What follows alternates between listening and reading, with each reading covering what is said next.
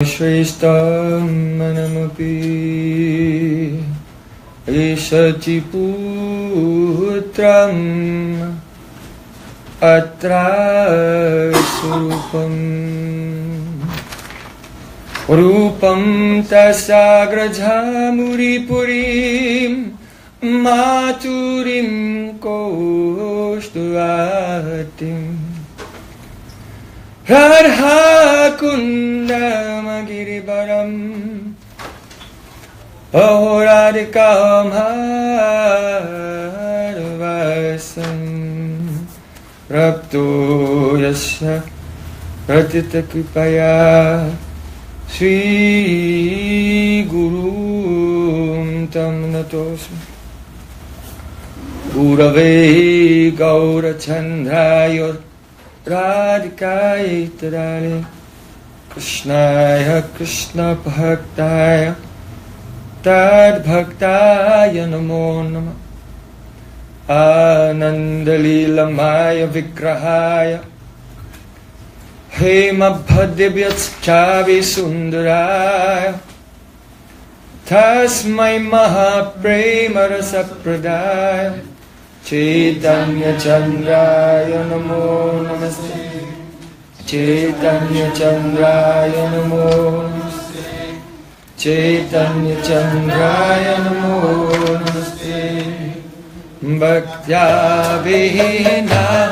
Aparada Lakshe Tirpasta Kahamari Karam Kamadi Vipamayitam Sharanam Prapanam Vrinde Namaste Charanarvindam Vrinde Namaste Charanarvindam Govinda Damo Dharamadaveti Govinda Damo Dharamadaveti Govinda Damo Dharamadaveti Govinda Damo Dharamadaveti Everyone. Hey Krishna, Hey Yadava, Hey Saketi, Govinda Damo Dharamadaveti Sham Sundar Shikanda Shikhar Smarhasa Murali Manohara Radhikar Sukhamamaki Panidhe Priyachana Kinkurim Kuru Tavaivasmi Najivami Tayabina Tivikyaya Devitam Namah Charantikam. First of all, I offer my Sastang Dandavat Puspanjali, my heart like flowers thousands and thousands of times at the lotus feet of my most worshipable spiritual master, my holy Guru, Asmadeva Paramaradatam Guru Pada Padma, Nityalila Pravishta, Om Vishnupada Shtotara Satasismad, Rupanugacharya Varya, Srila Bhaktivedanta Narayan Goswami Maharaj. Secondly, I offer my pranam thousands of times at the lotus feet of my Param Gurudev, to Srila Prabhupada and all of our Sri Rupanuga Gaudiya Guru Parampara.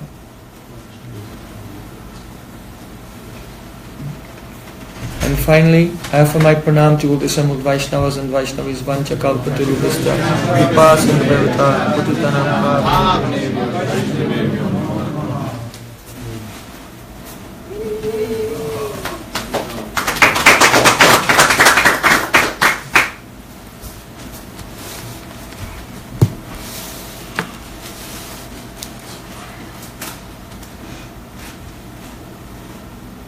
By the courses mercy of Sri Gauranga Gauranga, this priceless, momentous, historical moment has come to us. Now we will hear the words of Srimad Bhagavatam. Don't think that it's an ordinary thing. Just as Sri Krishna incarnates among the fish as Matsya Avatar, as he incarnates among the animals as Varahadev, as he incarnates among the human beings as Lord Ramachandra. So similarly, Rajendra Nandan, Shyama Sundar, Rasik Shekhar, Gopijana Vallabh Krishna incarnates among the Shastra in his Bhagavat Swarup, the form of Srimad Bhagavatam. Nigamakalpatro Kalitam Palam Shukamukadamrita Drabasamhitam. And this nectarian rasa is flowing from the lips of Shukadev Goswami, who is none other than very dear part of Srimati Radhika.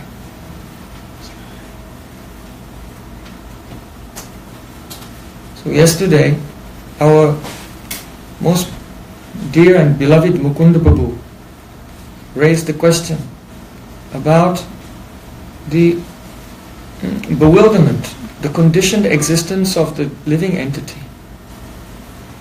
So we mentioned the verse, we will discuss that verse today. What is the significance of this verse?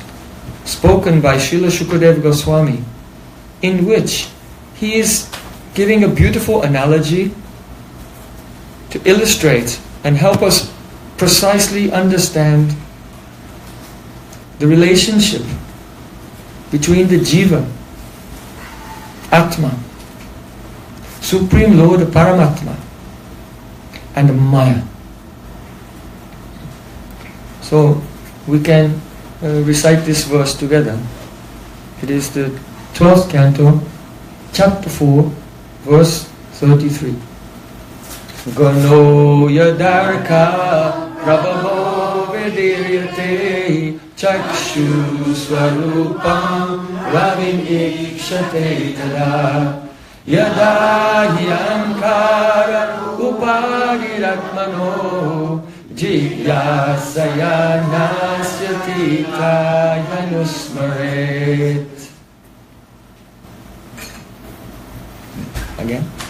Gano yadaka prabhavo vidiryate chakshu swarupam ravim ikshate tada yada hyankara upadiratmano jigyasaya nasyati kayanusmaret.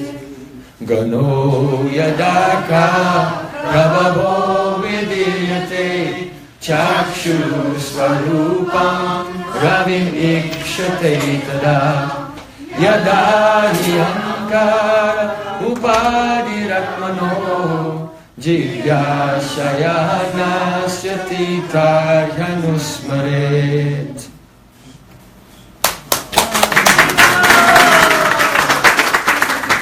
Bhagat Maharaj ki jai.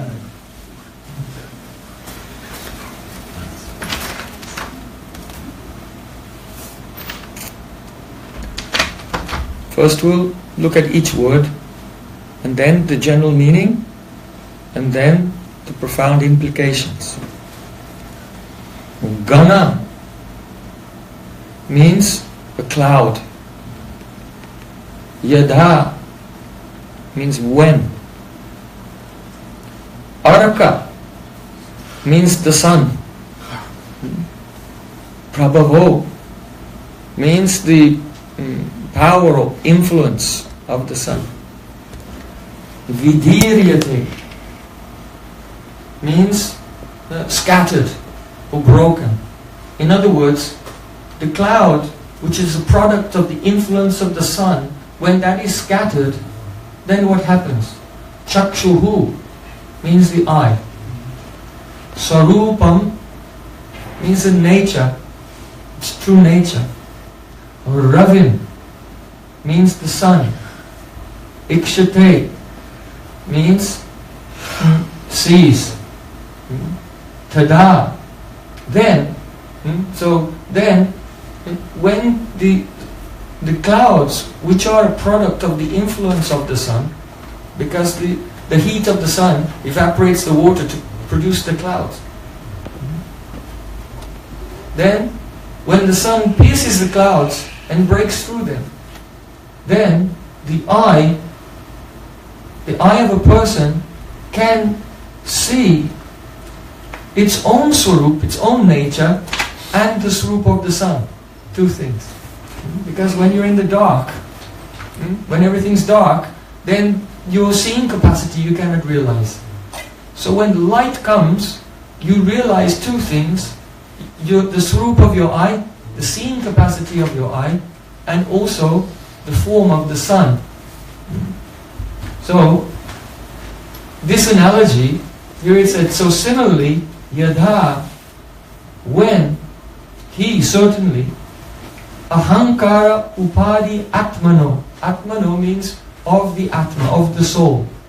So the soul has upadi. That means a designation. A designation which is covering, like a cloud, covers the sun and covers the eye knowing its own capacity. So there is an upadi, a covering, by which the soul does not know his own capacity and also does not know the sun, in this case the Supreme Lord. So that upadi is like the cloud. And what is that upadi? Ahankar, the ego, the element of ego. So in the same way, when the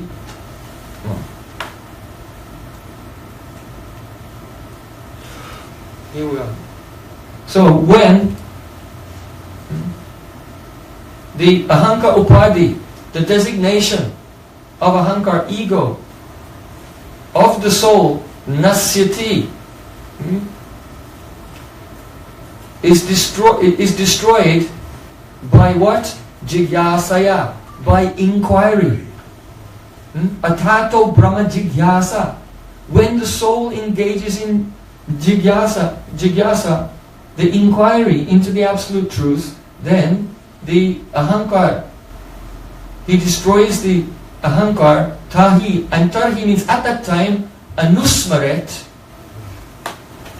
he engages in continuous smaranam of the Supreme. Before that time, when ego is there, cannot remember the Lord.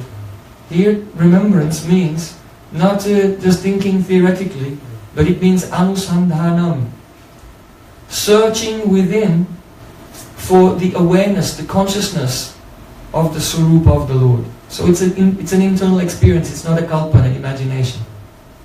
So this is the general meaning of the verse. Now we'll explore the implications. First of all, there is a portion of the Sun God living in the eye of everyone. The Sun God's power enters into the eye of everyone, and you can see by that. That's why Sri Krishna in Bhagavad Gita said, Natat Bhat Sayate Suryo. That abode of mine, that transcendental abode of mine, is not illuminated by the sun, not by the moon, or by fire. And one who goes there never returns to this world. So what does that mean? When Krishna said, my abode is not illuminated by the sun, by the moon, or by fire. Because we know that in the spiritual world, every morning when the sun's about to rise, Radha and Krishna have to secretly leave the kunj and try to get home before anyone realizes that they're missing. Right? So there is a sun in the spiritual world that illuminates the spiritual world. And on the full moon day, Radha and Krishna, they go and they dance in Rasa Leela at night on the bank of Jamuna. So we know that there's moonlight also in the spiritual Leela. And there's fire also. Those things are there. Lalita Saki lights the deeps and offers arti to the divine couple. So what does Krishna mean when he said that abode of mine is not illuminated by the sun or the moon or by fire? It means that the sun god empowers your eye to see, but the sun god cannot empower your eye to see the spiritual world. The moon god, Chandra, is the predominating deity of the mind. But from the mind you can think of so many ideas, but the spiritual world is achintya. It is beyond the capacity of your material mind. Therefore, the moon god cannot illuminate that spiritual world. And Agni, the fire god, is the Devata whose portion resides in your throat, giving you the power to speak. The power to speak comes from Agni. So therefore, neither your eyes, your power to see, your power to think, or your power to speak can illuminate the spiritual world. Because you can talk all about the spiritual world all day and no one will know any better. Only when the pure Vaishnava, who's under the control of Swarup Shakti, is emanating Shabda Brahma, then his voice can illuminate the spiritual world. But that's not the action of Agni Dev, the fire god. That Harikatha is manifesting by Yoga Maya. Yoga Maya is coming to us in the form of Harikatha to envelop us and incorporate us into Krishna's Leela in the form of Harikatha. So, here it's mentioned how a portion of the sun is residing in the eye, and that enables you to see. However, if the sun in the sky is not shining, if there's no light, you cannot realize the sun and you cannot realize your power to see either.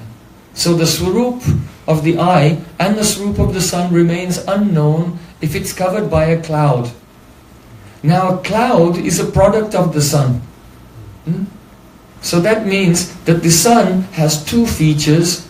It has the power to reveal, that is his own Swarup Shakti. The Swarup Shakti of the Supreme Lord reveals him.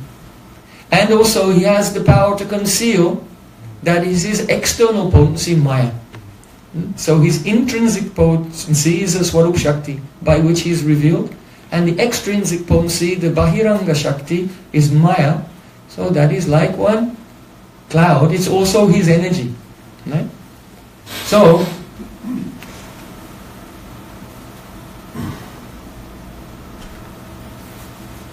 now, there's a very deep point here. Where does this verse occur in Srimad Bhagavatam?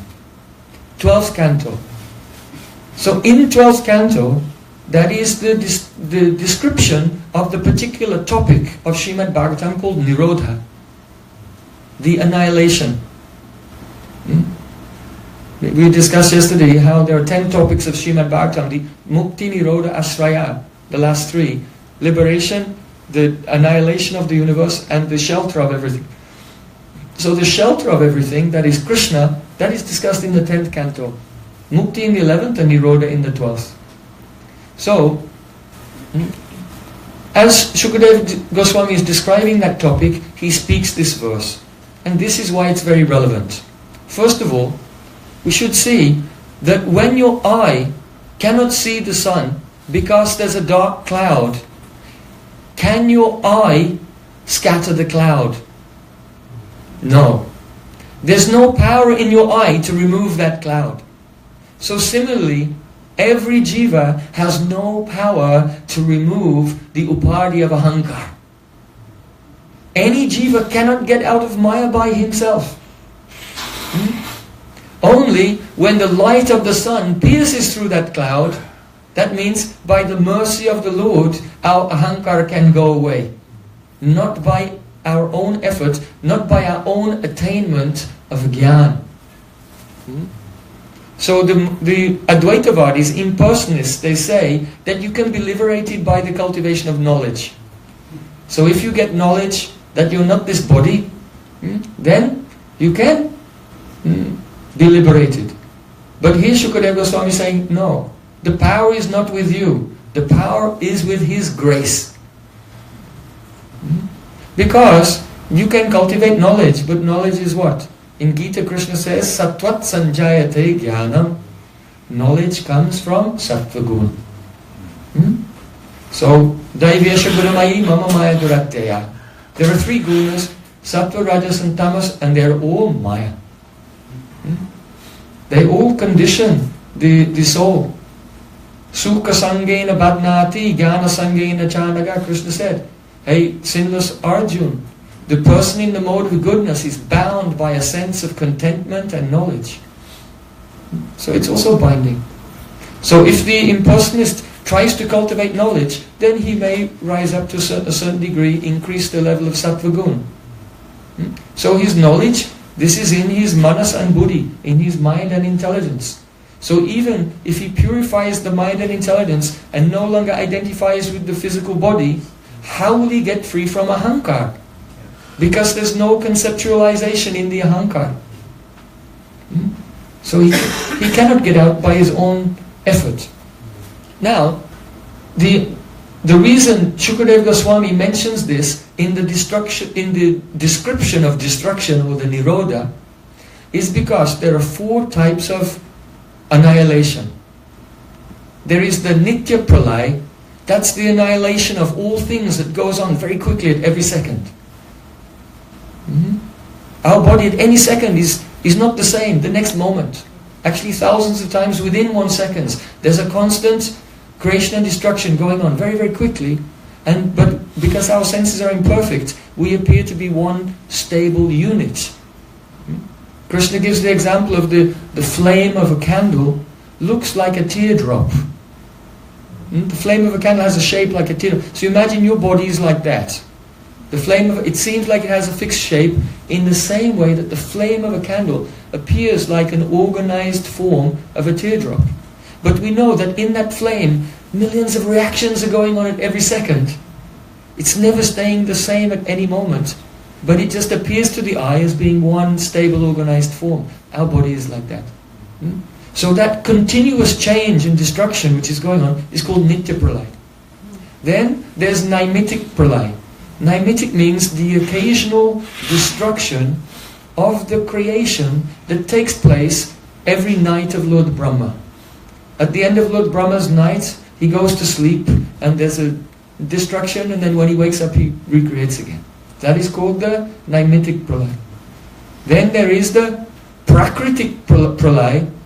That is the complete absorption of all the elements into their most subtle cause, Prakriti, and then into Pradhan and into the body of Mahavishnu. All the universes are completely annihilated when Mahavishnu breathes in.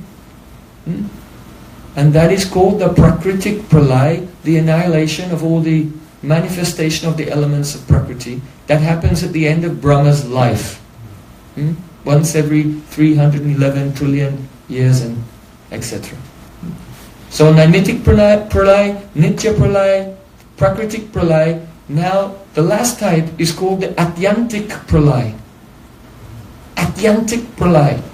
That means Atyantic means total, excessive, complete annihilation once and for all. There'll be no creation ever again. Right?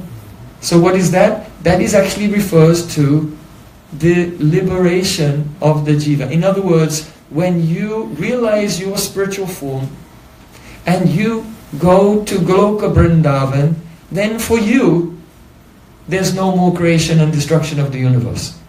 Right? Now the Mayavadis think, right, that actually there's only one truth, Brahman. Aham Brahmasmi, I am Brahman. Tattvamasi, you are Brahman. Sarvam Kalvidam, everything is Brahman. Prajnanam Brahma.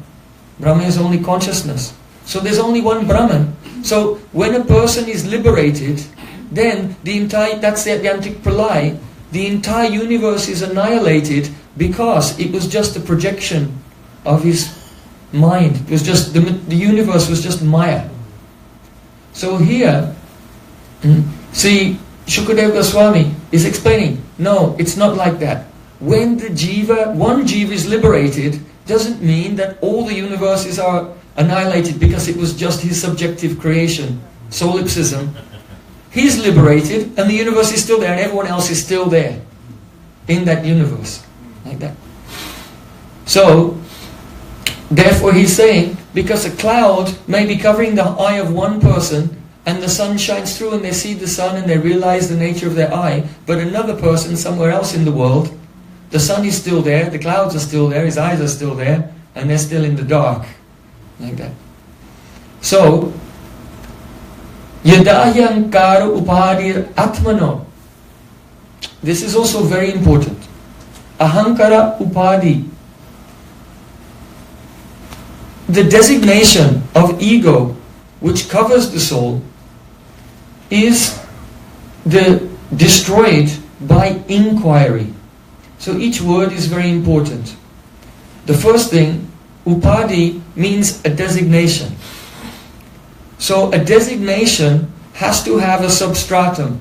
It has to have something which it designates, something which it covers. So in the impersonalist philosophy, there are not many souls, right? There are not many souls. There's only Brahman. And so, if Brahman is covered, then the whole of Brahman is covered, or the whole of Brahman is uncovered. But here it's saying, ahankara, the sense of I-ness, has an upadi, a covering, that indicates that the soul has what is called Swarup Bhut Ahankar. Swarup Bhut Ahankar. The soul has its own ego. Otherwise, there wouldn't be a substratum for the upadi to cover. Right?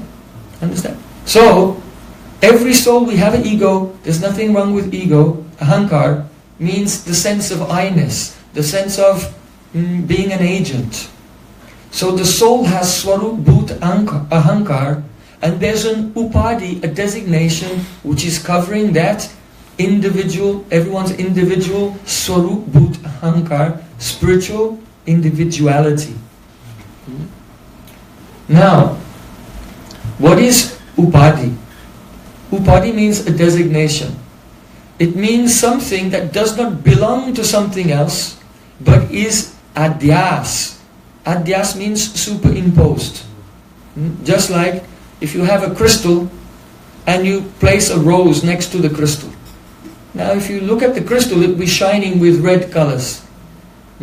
This red does not belong to the crystal at all. It belongs to the rose. But due to proximity, now the upadi of the color red is found in the rose. In the crystal, even though the crystal has nothing to do with that. So in the same way, there is adhyas, the superimposition of the upadi, the designation of ahankar. That is the action of maya.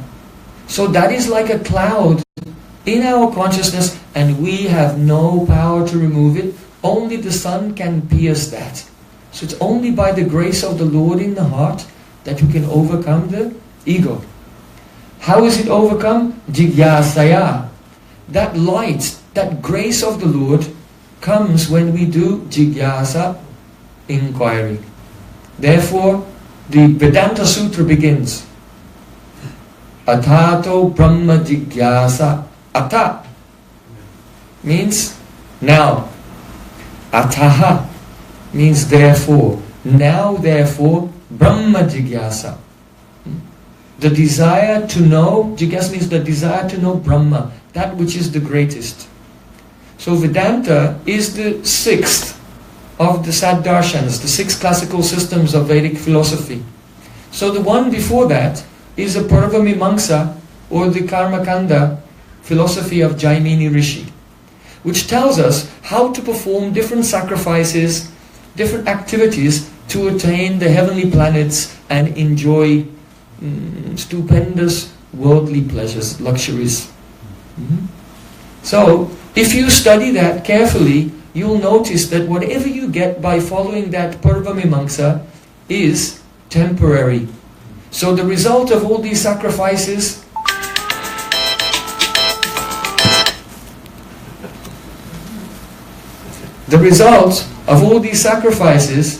is what? That you end up back here again in the cycle of birth and death.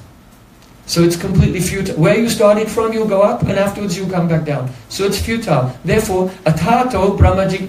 Now therefore, because you've completed your study of the Purvamimamsa and realized that every endeavor for happiness in this material world is completely futile and useless, why not inquire the desire to know what is the permanent, ultimate, supreme truth? Atato Brahma Jigyasa.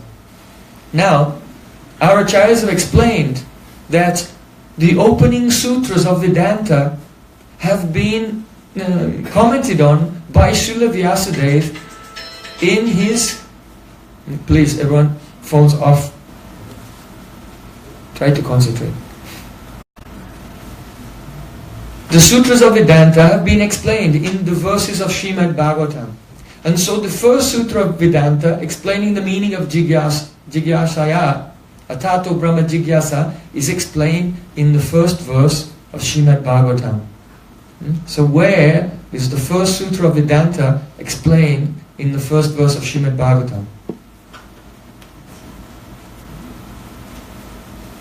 First sutra of Vedanta in Bhagavatam? In the first verse. In the invocation verse, yeah. What you said. Yeah. Where? Because there's 7 sutras explained in the first verse. Param Satyam. Yes, exactly. Param Satyam Dhimahi. Satyam Param Dhimahi. Param means supreme. Satya, truth. Dhimahi means may we meditate. In other words, the inquiry has a purpose. You know, we don't inquire about something for no reason. Right? You always have a purpose. And so the purpose of inquiry is, the purport of inquiring about the truth is Satyam Param Dhimahi. May we meditate on that. So Dhimahi, may we meditate, comes from the Dha Dhatu in Sanskrit, means to hold. Means may we hold that supreme truth in our hearts. So that here, jigyasa, what is it that brings about the destruction of the cloud of ego by the Lord's mercy? The Lord's mercy destroys the cloud of ego when we engage in inquiry through Satyam Param Dhimahi. This is why our Guru Pada Padma at the time of Diksha gave some mantras. I believe there's a word Dhimahi, right? In every Gayatri mantra has that. So when the living entity searches out his eternal relationship through the Lord, with the Lord, and he's consciously holding the lotus feet of the Supreme Lord within his heart through his meditation, then this inspires the Lord to release His mercy that pierces through the clouds of the ahankar, and then the living entity comes to know himself, and he comes to know the Supreme Lord as well. Very beautiful. Very beautiful. So, how do we do this meditation on the Lord? Satyam Param Dhimahi. So, the first verse of Srimad Bhagavatam says Satyam Param Dhimahi, and the last verse of Srimad Bhagavatam also says something, tells us something, because it's a technique of giving the essence of a scripture, of imparting the true intention of the author. In Vedic literature, the authors write something in the first verse and the last verse that they have something in common with each other that points to their ultimate purpose. So the first verse said, Satyam Param Dhimahi, may we meditate, may we hold the Supreme Lord in our hearts. And the last verse says, Nama Sankirtanam Yasya Sarva Papa Pranashanam Pranamo Dukkha Shamanas Tam Namami Harim Param. The essence of spiritual life, chant the holy name and bow down. That's it. Bow down and chant the holy name. Be more humble than grass and continuously chant. That is Satyam Param Dhimahi. Because here it says, may we meditate. So meditation is generally considered to be, an individualistic practice, right? But the meditation that Srimad Bhagavatam is presenting is a congregational practice. So what is this congregational practice? Harinam Sankirtan. Hare Krishna, Krishna Krishna, Hare Hare. Hare Rama, Rama Rama, Hare Hare. So Vede Ramani Chaiva, Purani Bharate Tata, Adovante Madheta, Hari Sarvatra Gihate. In the Vedas, in the Puranas, in the Ramayana, in the Mahabharata, throughout all the scriptures, in the beginning, the middle, and the end, only one thing is glorified. Nam Sankirtan. The singing of the glories of the Lord. This singing of the glories of the Lord is Jigyasaya. That is our method of investigation. That is our method of inquiry by which the Lord's mercy is bestowed upon us. Just like the first sutra of Vedanta is Tata Brahmajikas, and the last sutra, Anabriti Shabdat, Anabriti Shabdat. So it has a number of meanings. Anabriti means no return. Shabdat means because of sound. Because of the sound of Harinam Sankirtan, you go to Golok Vrindavan and not come back. Or Shabdat means because the Vedas say. But it's repeated 2 times. Anabriti Shabdat, Anabriti Shabdat. Why? Because when a living entity here is chanting Harinam and they chant the pure name and they realize their Swarupa and eternal services to the divine couple, then at the end of their life their soul goes to Goloka Vrindavan. So then all the demigods in the heavens, even Lord Brahma and the sages in Mahalok, Janalok, Tapalok, they see that soul going to Goloka Vrindavan and they say, Jai, Jai! Anabriti Shabdat, Anabriti Shabdat. Because it's so ecstatic that the soul is going there to the spiritual world and will never come back. So 2 times in ecstasy. Anabriti Shabdat, Anabriti Shabdat. Very exciting. So, the glories of Nam. If you want to change your life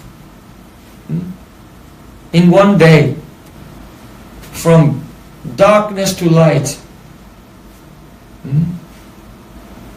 completely transform your life. If you want to change your life, just change your habit of chanting japa. Sit down in one place, take your japa, mala, and offer prayers to Nam Prabhu. Shikshastakam, Sri Krishna Namastakam of Rupa Goswami. And fix in your consciousness Abhed Buddhi. Abhed Buddhi means this name is Krishna. So you're not sitting alone in some apartment in Florida, but now you have the presence, the audience of Krishna, the Supreme Absolute Truth, the Supreme Personality of Godhead is now with you in the form of Nam. And just do Atma Samarpan. Surrender yourself fully to Nam Prabhu and just hear the syllables of the holy name and don't move. And do that for about 2 lakhs, about 128 rounds. Just do that every morning. Within a week, you will go through Anatta Nivriti. Anatta Nivriti can take you many lifetimes, or you can do it this week. It's up to you. Everything depends on the Shraddha, faith in the name. Srila Bhaktivinoda Thakur said in Bhajan Rahasya, Nama Kripa Bina Kon, Nama Kripa Bina Koti Koti Yatna Kari, Tahite Anata Kabu Nahi Parichari. You can make millions and millions of attempts to give up anarthas, but without the mercy of the holy name, you cannot do it. But if you will sit down and chant 1 lakh, 2 lakhs, if you can do 3, good, but just a couple of lakhs even, and cry at the feet of Nam Prabhu. Weep at the feet of Nam Prabhu. You know, Nam has feet. Nikila Sruti Mauli Ratnamala Juti Nirajita Tava Pankajantata Ai Mukta Kula Apasyamanam Partastvam Harinam Samstrayami. Srila Rupa Goswami Namastikam. He's saying, oh, the crest jewel of the Vedas are the mantras of the Upanishads. And these jewels emanate a light. That means the highest knowledge available to man in the universe emanates a light. And this light of the crest jewels of the Vedas is offering arati to the tips of the toenails of Nam Prabhu. That means that Nam Prabhu himself, he is the embodiment of all knowledge. If you worship Nam Prabhu, then all the Vedas you understand automatically. Vidyavadhu Jivanam. Nam Sankirtan is the life and soul of transcendental knowledge. Ayi Mukta Kula Upasyama, on all sides, all the hosts of liberated sages surround Nam Prabhu and they're all worshipping and glorifying him. Partastvam Harinam Sangshrayami, therefore I am taking shelter of you. Sangshrayami, that means complete shelter. Die to live. Take your japamala, pray to Nam Prabhu, be situated at the tips of his toes and chant and hear the sound of the syllables. That's called Aksha Abhyas, the repetition of the syllable. No need to speculate. Once a devotee asked Srila Prabhupada, "Oh Srila Prabhupada, I can't control my mind when I'm chanting, what should I do?" Srila Prabhupada said, "You chant with your mouth, you listen with your ear. What does your mind have to do with it?"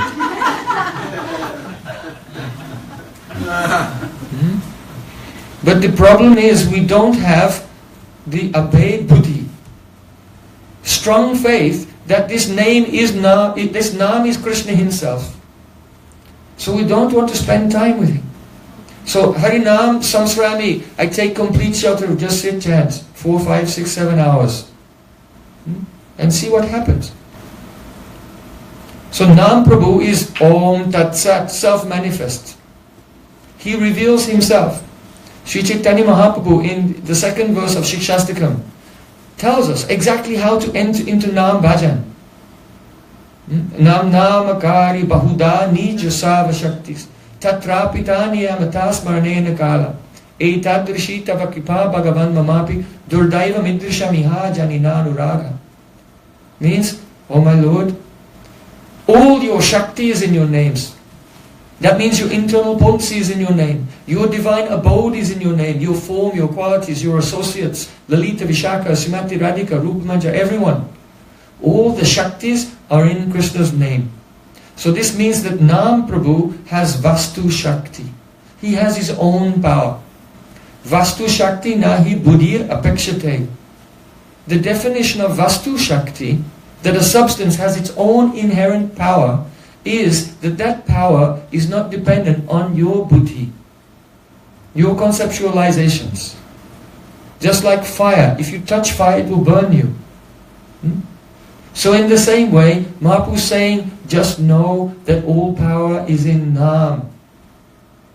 You are not karta, you are not the doer. That you can imagine and do kalpana, imagine Krishna's form and qualities and pastimes. It's nothing for you to do, you are not karta. Who is karta? Nam. Nam Prabhu is karta, he will do everything. But we have to, Partastvam Harinam Samsrayami, take shelter of the holy names. And by hearing and avoiding 10 offenses, then Chaito Darpana Marjanam, that is this. The Ahanka Upadi Atmano Jigyasya Nashyati. Chaito Darpana Marjanam means this, that the Ahankara is destroyed by the power of the Lord's mercy for those who hold the Lord within their hearts in His Nam Swarup. That's the meaning of this verse of Srimad Bhagavatam. So, Mahaprabhu is saying, Durdaiva Midrishamiha Janinanuraga. But Durdaivam, because of my offenses, I'm not feeling utkanta. I'm not feeling an eagerness. Here utkanta means feeling an eagerness for the holy name. Just like if you rub the sticks of wood together, fire comes out. So similarly, when the heart is in touch with the syllables of Nam, then feelings of utkanta come out. They manifest. Ha. Kahan moro prananato murali badan Kahan karam kahan pan brajandanandan. Oh, where is the Lord of my heart? Where is my sweetheart who plays upon a flute? Where can I go and what can I do to find the son of Nanda Maharaj? This feeling will arise. You don't have to imagine it and create it and generate it by your mind and intelligence. Just Durdaiva Midrishamiha Janinanuraga. If the living entity is free from offense, this will awaken by itself, automatically. Therefore Mahaprabhu said, Taramadhyai Savashesta Nam Sankirtan Niraparad Nam Loile by Prem Dhan. Out of all the angas of bhakti, Nam Sankirtan is the best. If someone will simply chant without offense, he will get the treasure of prem. Because this prem is the Shakti in the name, and it will come. So why do we not feel eagerness for chanting? That is due to Nam Aparad. So to become free from Nam Aparad, it's important to pray to Nam Prabhu, to glorify him. You know, if someone upset you, then you go and you glorify them. Oh Prabhu, your tilak is so nice. Your kirtan is so beautiful. You have served Gurudev so nicely for so many years.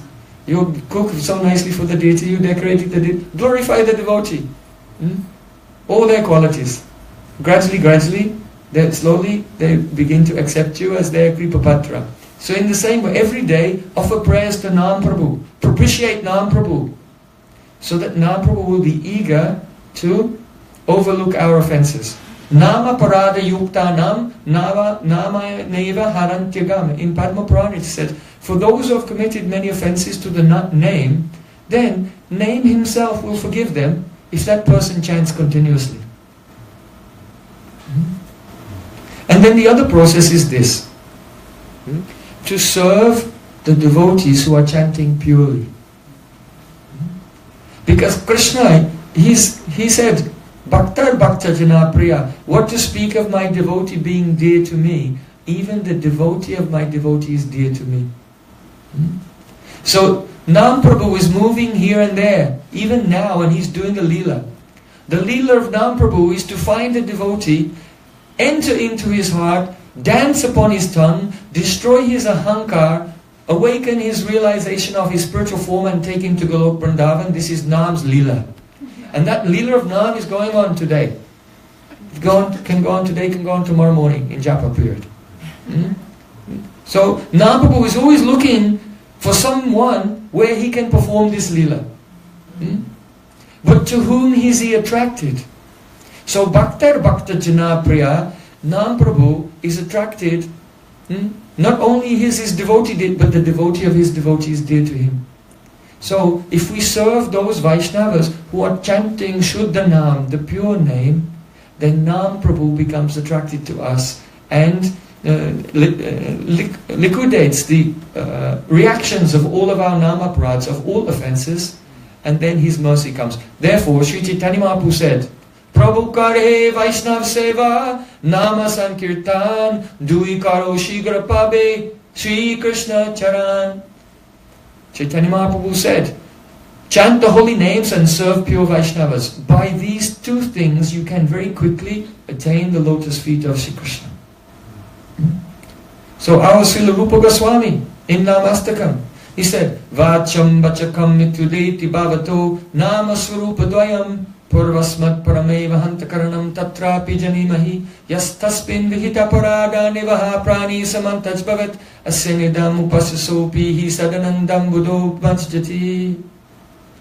See, Krishna has two swarups, Vacha and Vachakam. One swarup is the person who is referred to by the name. That is Krishna's own form. Krishna himself in Goloka Vrindavan, or his Vigraha. Nama Vigraha Swarup Tin Ekarup Tin Ibednai Tin Chidanandarup. Mahaprabhu said, Krishna in Goloka Vrindavan, Govinda standing here in the temple room, and Nam Prabhu, they are not three things. They're one. They are only one. There's no difference between them at all, and they are all Sachidananda, eternal, full of knowledge and full of bliss. So, our Govindaji here, Krishna in his Nityadam, and Hare Krishna, Krishna Krishna, Hare Hare, Hare Rama, Rama Rama, Hare Hare. No difference at all. But then Rupa Goswami said, but there is one difference. The difference is this, that if you commit offenses to the Swarupa of Krishna in the form of his Vigraha, then it will make obstacle in your spiritual life. But if you chant the holy names then the holy name will free you from millions of offenses to the Swarupa of Krishna and turn you upside down with your head down and your feet up and plunge you into the ocean of rasa. This is the power of Nam. Nama Sankirtana hoite sangsara mochan Shuddha chitte sarva bhakti sadhana udgam. Mahaprabhu said, by engaging in Nam Sankirtan, your material existence will be destroyed. And all the sadhan in a purified heart, how to practice Raganuga Bhakti will awaken. Those whose chitta is not pure, they can read all day about Raganuga Bhakti, they have no clue. They cannot even understand what the verses mean. Seva sadhaka rupena, siddha rupena. Nothing. No. Shuddha chitti sarva bhakti sadhana udgham. When the chitta is purified by Harinam, then the sadhan will awaken by the power of Nam. Then what happens?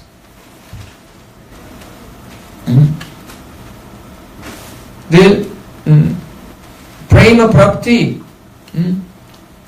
One attains love for Krishna, and Krishna attains the lotus feet of Krishna, and then the holy name Sevamrita Samadra Majjan, the name himself immerses you in the nectar of service to the divine couple. This is the meaning of Sarvatma Snapanam Param. It's a bathing. Just as a person, they go underwater, they're completely covered. So when you chant, you have to become immersed in the holy name. And you sink into the ocean, and there Sisi Radha Krishna Dibbet Brindaranya Kalpadrumadha Srimat Tatnagara Singhasanasto, seated on a golden throne beneath a desire tree, surrounded by their Sakhis, and Nam Prabhu will arrange for you to enter into the service of the divine couple under the guidance of those gopis. This is Sarvatma Snapanam Param. So, Nam Prabhu is more merciful than Krishna Swarup and Krishna Vigraha. Otherwise, there's no difference. Only Nam is more merciful. So it's a very beautiful pastime to help us remember how Nam Prabhu is more merciful than Krishna himself. Next time I come, I'm going to weld this door shut.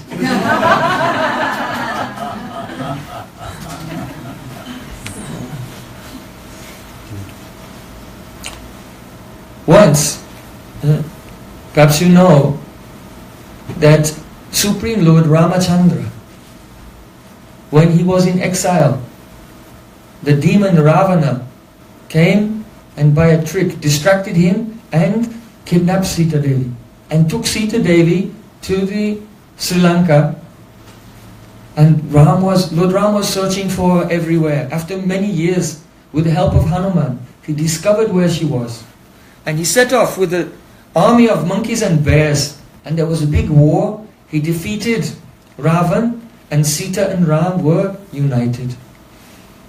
So then after that, Lord Ram, his exile was over, and he could return to Ayodhya. In the meantime, all the residents of Ayodhya, especially his brother Bharat, you know Bharat, he was doing austerities. He didn't live in the palace. He was staying in a hut, a leaf hut, outside the palace, with matted locks of hair, like an ascetic, sleeping on the floor, because he knew his brother was in the forest. So why should he accept privileges superior to his beloved brother? And there he kept Lord Ram's shoes. And though he was ruling the kingdom, he considered himself only the representative of his brother. So when he was asked any question, he would come to Lord Ram's shoes, bow down and pray to the Paduka, the shoes of Lord Ram, and then he would be inspired what to say. So he never had the ego that he was ruling. Lord Ram was ruling, he was only momentarily representing him. So when the news came that Lord Ram was coming back, then Bharat, he decided to organize a beautiful, huge festival. And he invited all the sages and all the kings of the world to come. And he made a huge stage, and it was all decorated. And Lord Ram would sit on the stage. Then all the kings, they would make a line and they would come one after another to bow down to him and offer him their gifts. So the brother of Lord Ram, he arranged this. But Lord Ram said, no, we shouldn't do it like this. Huh? Because Lord Ram is Maryada Purushottam. That means he always observes etiquette. He said you should make 3 thrones, 3 asanas on the stage. First, you should make the asana for my Gurudev, Vashishta Rishi. Then you should make asana for my Achar Guru, who sets example of behavior, that is Vishwamitra Muni. And then they can be my asana. So we'll sit, and the kings will come, first bow down to Gurudev and give a gift, bow down to Vishwamitra Muni, give a gift, then they can come to me and bow down and give a gift. So Maryada, always thinking how to honor his superiors. So then all the asanas were arranged, and the great day came. Thousands of people were there, and all the kings were coming, bowing down, and they were giving their gifts. So everything was going well. Almost all the kings in the queue had given their gifts, there are only a few left. But then Narad Muni arrived. So as you know, Narad Muni is notorious for stirring up difficult situations. So everything was going fine, but Narad Muni came up to the queue of the kings. And there was one king there, his name was Samanta Maharaj. So he went up to him and he whispered in Samanta Maharaj's ear, Vishwamitra is not qualified to be a guru.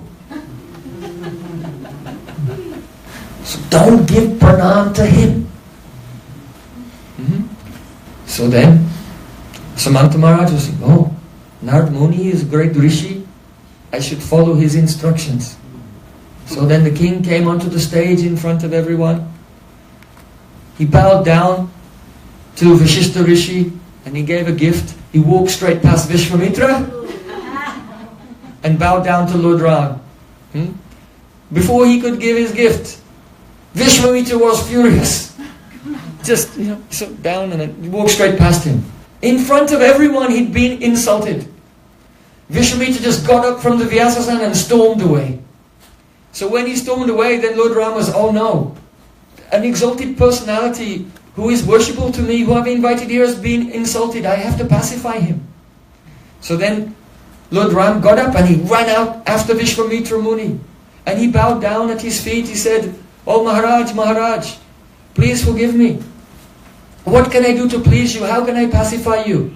Vishwamitra Rishi said, will you do whatever I ask?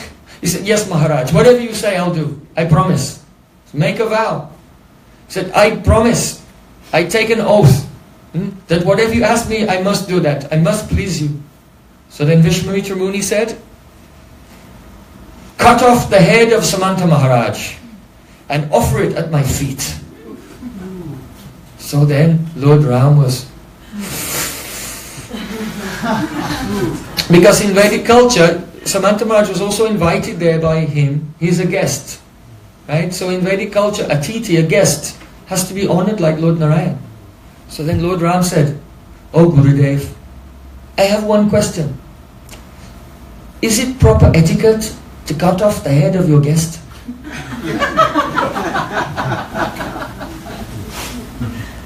Vishwamitra Muni said, yes, you're right. Tell me, how long did you invite him for? Lord Ram said, I invited him to come for 1 day. He said, alright, so tomorrow he won't be your guest. So, cut off his head and deliver it at my lotus feet before sunset tomorrow.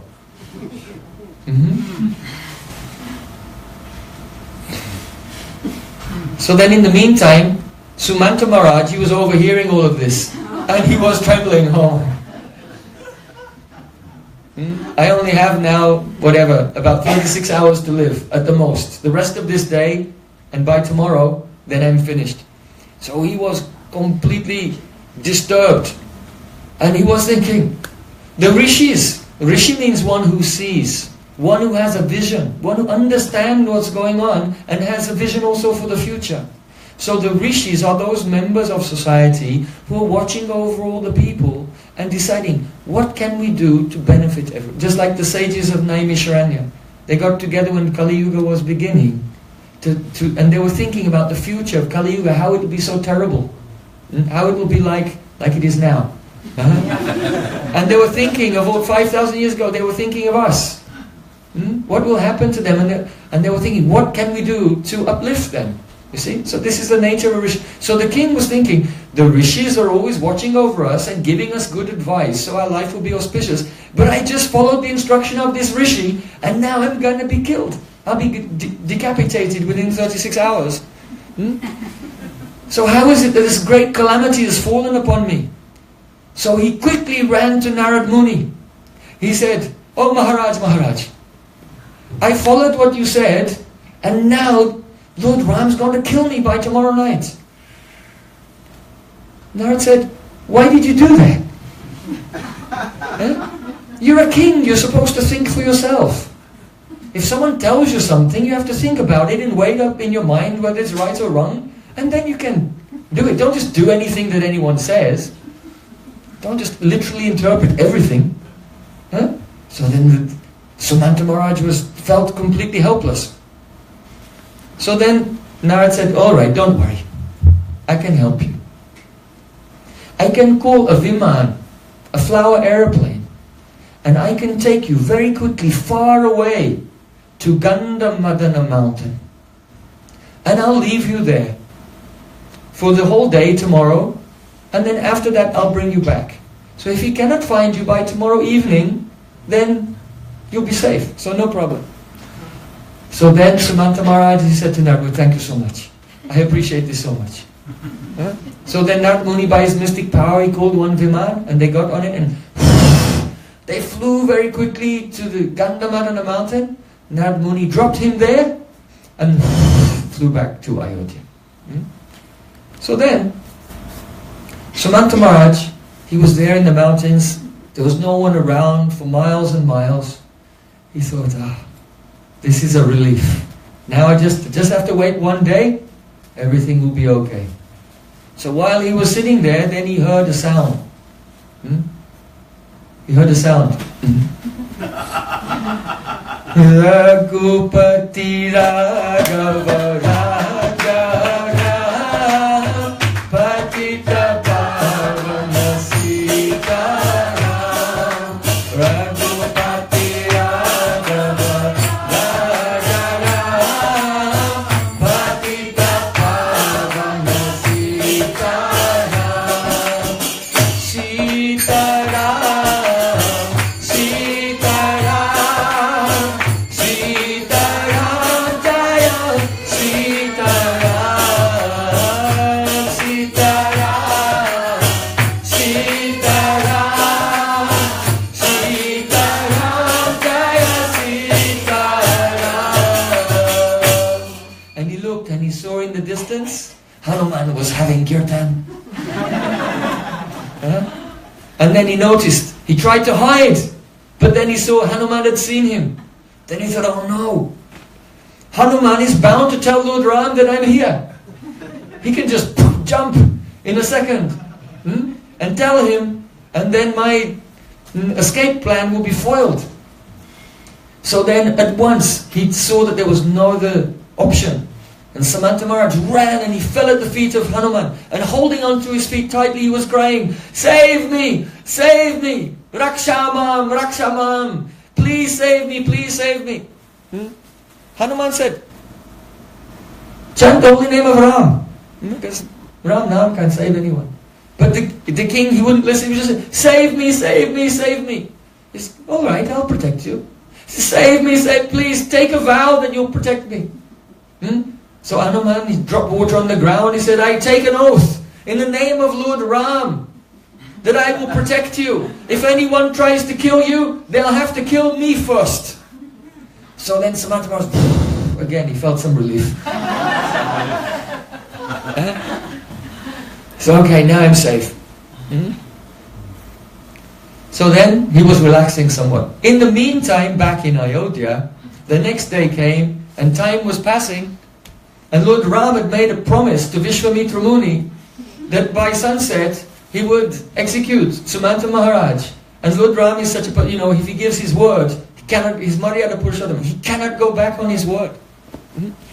So Lord Ram, he was looking everywhere and he couldn't find him, so he just sat down and he was completely depressed. So at that time, Narad approached Lord Ramachandra. And he pretended to not know anything that was going on. Narad said, "Oh my Lord, why are you disheartened? Why do you look so forlorn and depressed?" So then Lord Ram said, "You know, this king, he made offense to Vishwamitra Muni, and he made me promise that I'd do whatever he asked to please him. And he asked for the head of the king by tonight, before sunset tonight. And I'd already promised, and now I can't find him. So the reputation of my dynasty, no king in the history of our dynasty ever said a word and then went back on their word. So now I'll be the shame I'll go down in history as the shame of this dynasty. Alas, alas, I'll bring ill repute upon all my forefathers. What should I do?" So then Narad said, "My Lord, I know where he is. I can take you there on a flower viman." Lord Ram said, "Really?" Yes, of course, come with me." So by mantra he called his flower viman, and Narad and Lord Ram, they got on the viman, and in a short moment they were there in Gandhamadana mountain. Narad said, "There he is." Lord Ram came with his bow and arrow, and he called out to the king, "Prepare to meet Yamaraj." And then suddenly Hanuman jumped up in front of the king. And he said, "You have to kill me first." So now it was a very difficult situation. The king was hiding behind Hanuman. Hanuman couldn't break his word. He'd also made an oath. He was standing in front of the king. So then Lord Ram, he thought, how can I? Hanuman is so powerful. So he took the two powerful weapons in the universe. The Brahmastra, the weapon of Lord Brahma, and the Pashupatastra, the weapon of Lord Shiva. The Brahmastra contains all the potency in the entire universe with which Lord Brahma creates the universe. So no one can defend themselves or counteract the Brahmastra weapon. And the Pashupatastra is the weapon of Lord Shiva that can even destroy all the power in the universe. So he had big guns. So then Lord Ram, he took these two weapons and he fired them both at Hanuman at the same time.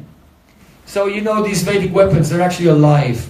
They're like cyborgs, you know, they're a combination of the material elements, and the Devata as well is in with the weapon. So these two weapons, they were flying towards Hanuman. Like that. And as they went towards his chest, and they stopped, both of them within an inch of his chest. And then they dropped to the ground and gave pranams. And then the weapons got up again and they flew back to Lord Ram. Lord Ram said, "What's going on? These weapons are supposed to be infallible."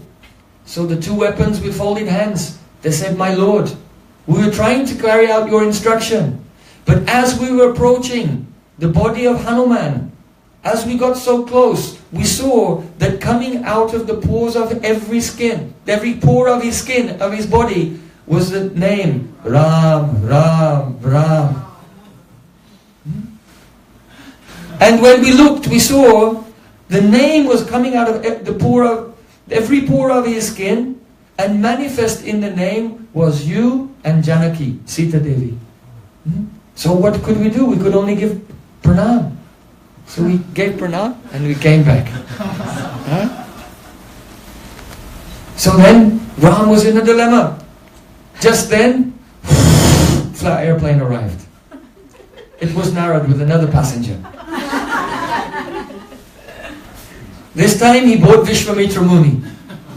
So he bought Vishwamitra Muni. He said, "Samanta Maharaj, quickly fall down at his feet. Pay obeisances to him."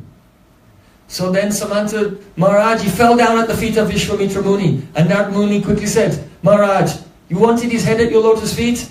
Not only his head, his whole body is at your lotus feet. Be satisfied."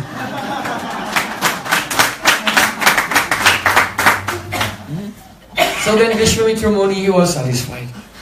And he forgave Samanta Maharaj. But then there remained a few unanswered questions, a few loose ends that needed to be tied up. Huh? Vishwamitra Rishi said to Samanta Maharaj, "Why did you disrespect me?" So Vishwamitra was there, Lord Ram was there, Narad Muni was there. The king looked at Narad. He was afraid. He was afraid to say why he disrespected Vishwamitra Muni. So then Lord Ram, he said, "You can tell the truth. There's nothing to fear. Don't fear, just tell us the truth." So then Samanta, he said, "Actually, Narad Muni told me not to give pranam to you." So then Lord Ram, he realized the root cause of this entire drama was Narad. He said, "Narad, why did you give him such instruction?" So then Narad Muni, he smiled. He said, "Well, it was my intention to create such a situation that everyone in the world for all time could remember that your holy name is more powerful and more merciful than you."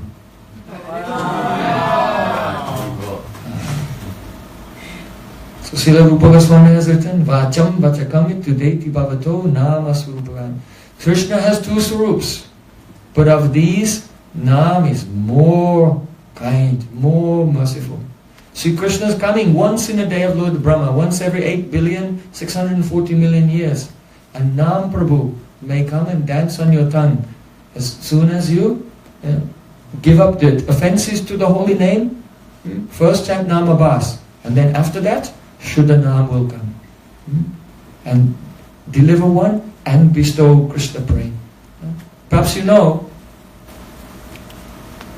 in Bengal, there was a landholder. He was a Brahmin.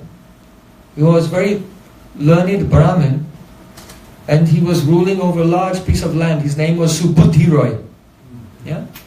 So Subudhi Roy, he had a servant, and his servant was named Hussain Shah.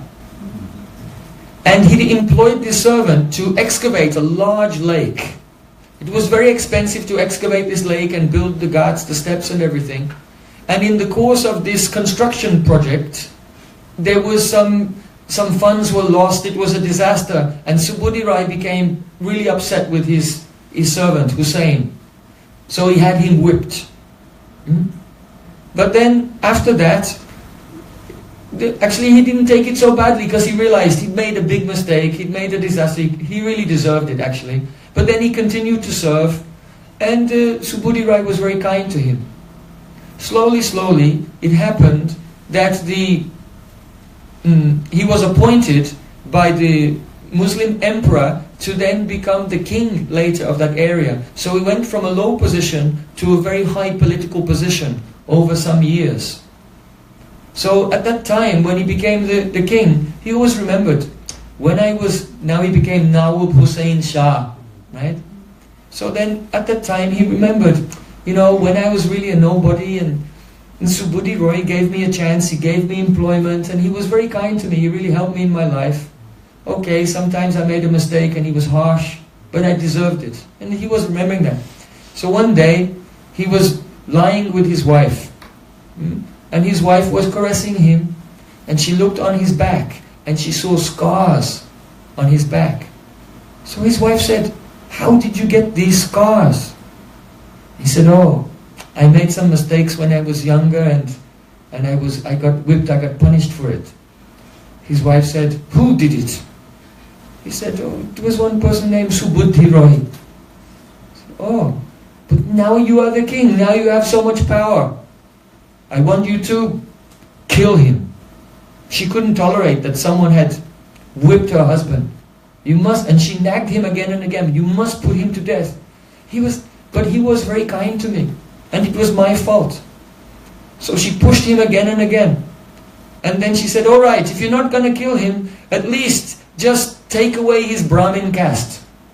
Because in those days it was thought, if someone will drink the water from a Muslim's lota, If a Brahmin will drink the water from the lota of a Muslim, then they lose their caste and they become ostracized from society. They become a Muslim, basically.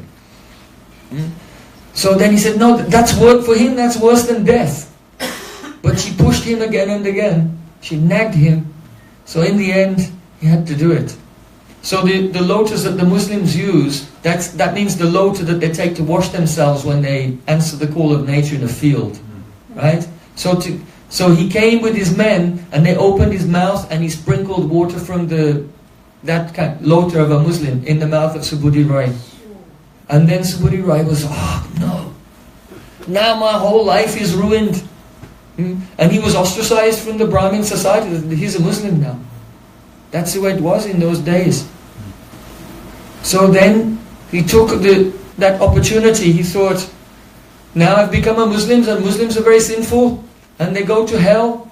What will happen to me? The Karmakanda Brahmins, they're very interested in what will happen in the future. So he went to Varanasi to seek advice from the Pandits there, because it's well known, Pandits in Varanasi, they're very learned, very respected. It's like the Cambridge of India. So he went to Varanasi and he inquired from the Brahmanas that what prayasthita, what atonement can I do to become free from these sinful reactions? So they said, yes, in the Smriti Shastras it is said that one who is in such a condition should drink boiling hot ghee. And you'll die immediately, but you'll be free from all the reactions and you won't have a problem in the next life. So then he thought, maybe I should go and get a second opinion. So then he went to some other Brahmins and said, no, that's extreme. Don't do that. But he was confused. He really didn't know what to do. But he was very fortunate that at that time, Sri Chaitanya Mahaprabhu was staying in Varanasi at the house of Tapan Mishra. So Mahaprabhu was famous, everyone was talking about him, and he came to Chaitanya Mahaprabhu. And he fell at the lotus feet of our Sachinandan Gohari, and he narrated to him his own history and his story, and asked, what should I do? Please give me advice. Sri Chaitanya Mahaprabhu said, Ekanama base toma papa dos jabe, aranama loite Krishna charna paibe. Mahaprabhu just smiled. He said, one nama bas will counteract all the faults of your pap, all your sins. One nama bas. First name, Ekanama basa toma papa dos jabe. Then Aranama loite Krishna charna paibe. And the second name, by that you'll attain love of God and you'll directly attain the lotus feet of Krishna. This is Nam Tattva. This is Nam Tattva. Understand? If we're not experiencing this, that means we're chanting the Nam Aparad. But actually, if one becomes free from Nam Aparad, one Nama Bas will finish your all karmic reactions, and then the next name, Shuddha Nam, will come, and you have darshan of the beautiful soft lotus feet of Shyam Sundar. This is the power of Nam. Nam Namakari Bhavuna Nija Sarvashanti. But I am so unfortunate because of offenses to the name. So Mahaprabhu in this verse of Shikshastakam, he is lamenting. What is he doing? Repenting. He's criticizing himself. That is called Anut. In Sanskrit, Anutap means repentance. Anu means after, and Tap means burning. The burning that you feel after you do something wrong, like chanting inattentively, or not believing in the power of the holy name, thinking that it's an exaggeration. So there are so many of. So when someone laments and repents and criticizes themselves due to the Nam Aparad, that is the mood expressed in this verse of Shikshastakam. So Sridhar Swami, in his Bhagavatam commentary, he said, Kripanimito nudapaha. The cause of repentance is the mercy of the Lord. So if when we chant, we're not repenting the previous mistakes we've made in our relationship with Nam Prabhu, then it's to be understood that the mercy of the Lord isn't coming. And that's why Chaitanya Mahaprabhu in the second verse of Shikshastakam, is basically taking us by the hand and saying, listen, I'm going to show you how to chant purely. So the first step is start lamenting and repenting and criticizing yourself for your previous bad habits in japa. That's the first step. And that means when we enter into Nam Bhajan in this way, that means Krishna's mercy is coming. So Mahaprabhu told him, one Nama Bas will be the prayastita, the atonement for becoming a Muslim, so-called. And then when you take the name, you will directly attain the lotus feet of Sri Krishna. Then Mahaprabhu told him, forget about everything and just go to Vrindavan. Chant the holy name and serve Vaishnavas. So we were mentioning earlier, this is the combination. Chanting the holy name and serving the Vaishnavas, they have to be done together. We have heard, Hare Nam, Hare Nam, Hare Nam eva kevalam, Kalau nasteva, nyasteva, nasteva. There is no other way but the chanting of the holy name. However, now you can ask Maharaj, he knows Ayurvedic medicine. When you take Ayurvedic medicine, there's something called the Anupan. Anupan means something that you have to take with the medicine so it works. So for example, the doctor may give a medicine, but he'll say, take this with milk. Right? Because milk is the carrier for that herb, and then it will work. So yes, the chanting of the holy name is the only way, but the Anupan, you have to take it along with Vaishnava Seva. And then, by serving those who are chanting purely, Nam Prabhu, who's moving here and there looking for an opportunity to destroy someone's material existence, when he sees that we're serving Vaishnavas, then he attacks. This is the Vikranta, the attack of the holy name. And makes one become mad with love of God, like Mahaprabhu said, Kiba mantra dili gosai, kiba tarba, japite japiti mantra karle paga. Oh Gurudev, what kind of mantra did you give me? I started chanting japa and now I've become crazy. Paga. His Guru said it. Krishna nama mahamantra, eto swabhav, jai japi Krishna tare upajayam pav. My dear child, it is the nature of this Hare Krishna Mahamantra that anyone who repeats it, then bhav rises up in their heart, ecstatic love for Krishna. So Mahaprabhu told him, you forget about everything, go to Vrindavan and serve the Vaishnavas. So then, beautiful, it's a very beautiful history. So Buddhi Roy from Varanasi went to Vrindavan and he stayed in Mathura. Why? Because when you do Brajmandal Parikrama, the first place you have to come to Vishram Ghat, take bath there and make your sankalpa for the whole Parikrama. So, he went there and he was staying in Mathura. He used to go to the forest every day and collect firewood. Then he'd come to the town and he would sell it for about 5 or 6 paisa. That's, 1 paisa is like 1/100 of a rupee. So he would collect 5 or 6 paisa, he would spend 1 paisa on some chickpeas, and he would eat that and stay alive. And the other 4 or 5 paisa he would keep with the shopkeeper. And when the money accumulated, if any Gaudiyas, Vaishnavas would come from Bengal and arrive in Brajmandal to do parikrama, then he would get that money and he would buy mustard oil and rice and yogurt, because those who are coming from Bengal, they cannot live without, before a bath, a mustard oil massage and a big pile of rice and some yogurt. So all the things that they liked, he would buy that, and he himself used to give them massage as well. And so in this way his life was very simple. He earned a little bit of money, he spent the minimum amount on himself, and the rest he spent on serving Vaishnavas, and he was chanting Hare Krishna, Krishna Krishna, Hare Hare, Hare Ram, Hare Ram. If you want to attain Krishna Prem, this is the formula of life. This is the formula of our life. How to become perfect. So then what happened to him? One day, he was just up from Vishram Ghat. There's a ghat there. Perhaps some of you have been there with me. Dhruva Ghat. You know Dhruva Ghat? So he was there, and one Gaudiya arrived from Bengal. His name was Rupa Goswami. So he approached him to give him some oil, and Rupa Goswami didn't want to take any service from him. But now, Subhuti Rai, he's hit the jackpot. Because if you can serve a Vaishnava like Rupa Goswami, then what will happen to your Naam Bhajan? So then Rupa Goswami, he didn't want to take any personal service out of humility.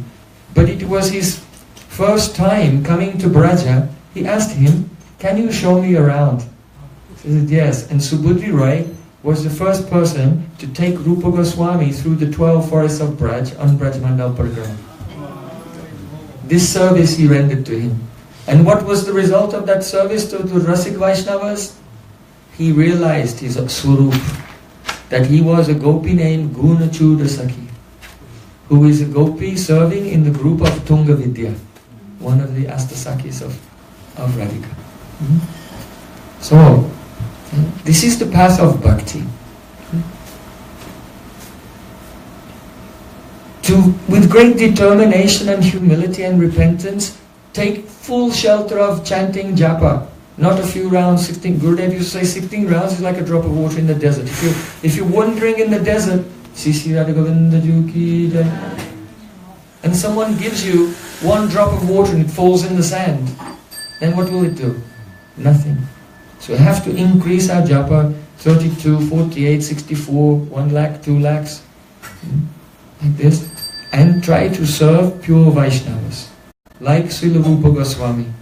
Then anartana vritti will go on, and then we can take shelter of their moods, of their prayers. Ha devika kubaragat gadayajya vacha yaha chaini patya bhuvidandavadutpatati asya prasadam abudasya janasya kritva gandhavike nijagane gananam videhi. Oh Gandharvika Shrimati Radhika. You know the Gandharvas, the expert at singing, dancing and playing musical instruments. That means, oh Radhika, who in the Ras Leela is charming Krishna by her singing, by playing her Mahati Veena and dancing. Oh Gandharvika Shrimati Radhika, I am falling on the ground at your feet in great agony, and I am begging you again and again, even though I am the most ignorant person, please be merciful to me. You have a list of all your maid servants. Please just add my name somewhere at the bottom of the list. So when the anarthas begin to clear and Nishta comes and then Ruchi comes, we can follow in the footsteps of the Krishna's associates, like Rupa Goswami outwardly and Rupa Manji inwardly. And then gradually Asakti, Bhav and Prem, the perfection of love comes. Gaura Premanand. Shri Harinam Prabhu ki jai. Srila Gurudev ki jai. Sachinandan Gauri ki jai. Srila Prabhupada ki jai.